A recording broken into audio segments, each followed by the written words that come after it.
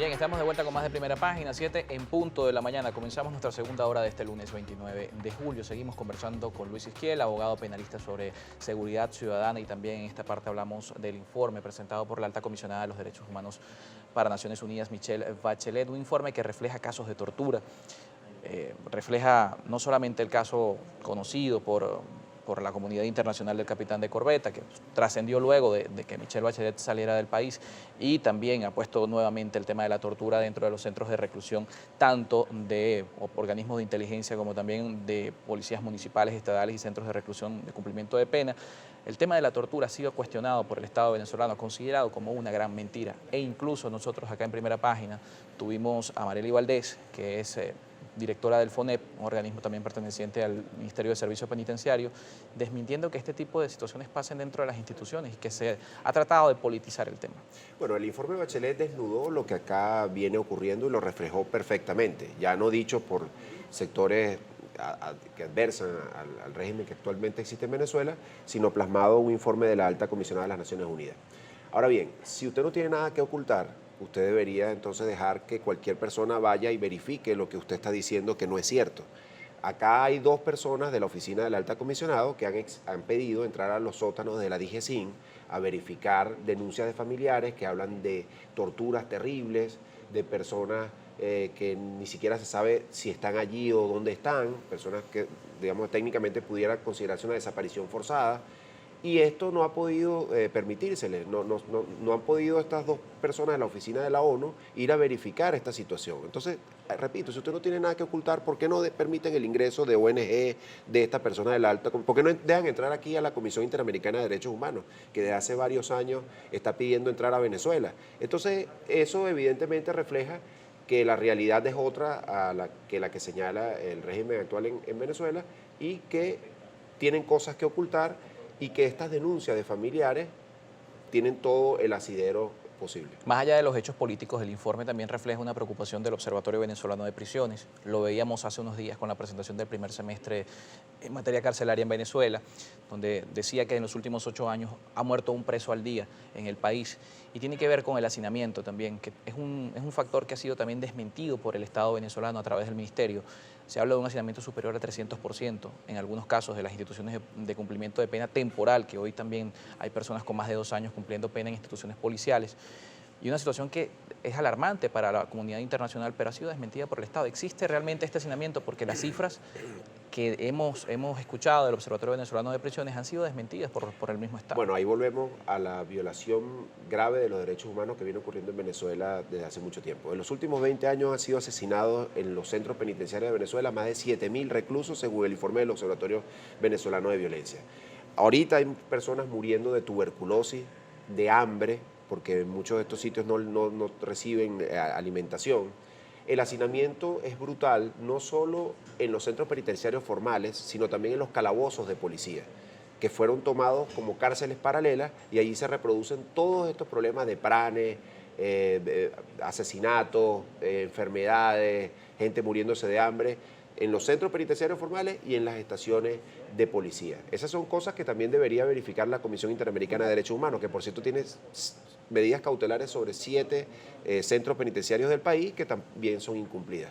También allí sobre eso ha desmentido el Ministerio que esto sea responsabilidad del Estado propiamente como órgano rector en materia penitenciaria, sino que se trata de una situación que ha sido tradicional en otros momentos de la historia. Es decir, que decía Marely Valdés, que estuvo acá en nuestro programa, que tradicionalmente los centros de reclusión temporal, que deberían ser establecidos por una duración de 48 horas, como se menciona según la normativa, o menos de 72 horas, eso ha venido ocurriendo durante muchísimos años, previo al gobierno de Nicolás Maduro previo al gobierno de Hugo Chávez. Mira, eso es totalmente falso. Tú se lo puedes preguntar a cualquier persona que esté relacionado con el tema policial y te va a decir esto, pues que es mentira.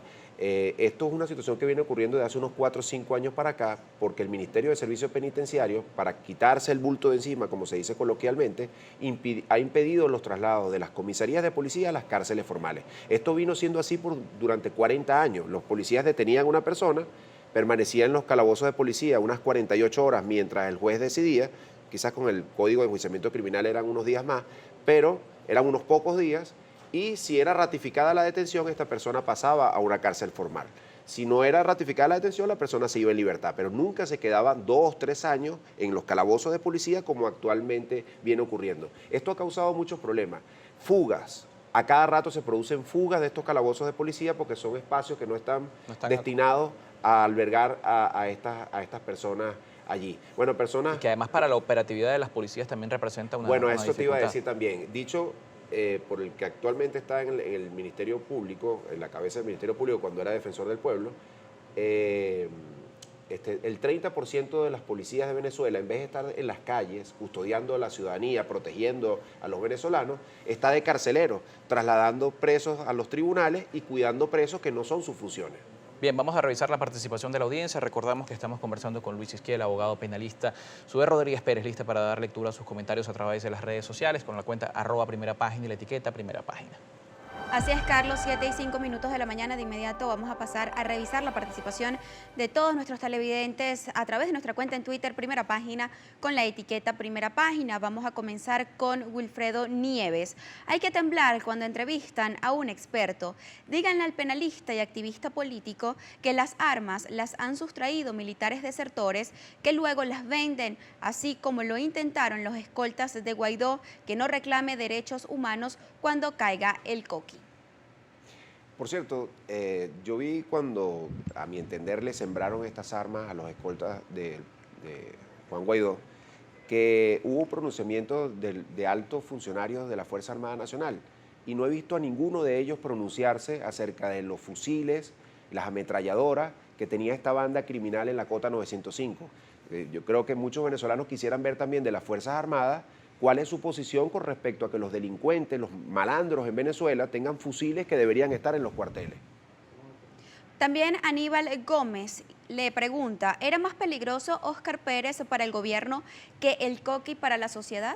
Bueno, buena pregunta, ¿no? Porque hemos visto operativos tremendos con individuos encapuchados, cantidades de funcionarios, cuando van a detener a alguien por ser disidente político. Pero estos mismos operativos, yo creo que lo quisiera ver la ciudadanía, no solo en la Cota 905, sino en distintos barrios, en distintos sectores populares que están sometidos, la gente honesta, trabajadora allí, por un grupo de delincuentes que parecieran estar amparados por el Estado.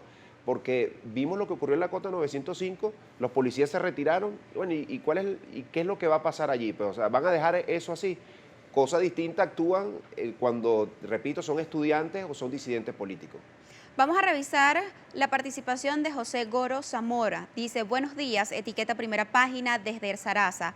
La generalización en materia política, económica y social te hace perder la credibilidad. Sepa el invitado que no todo está bien, pero tampoco todo está mal. En el país solo hace falta hacer cumplir la Constitución de la República Bolivariana de Venezuela.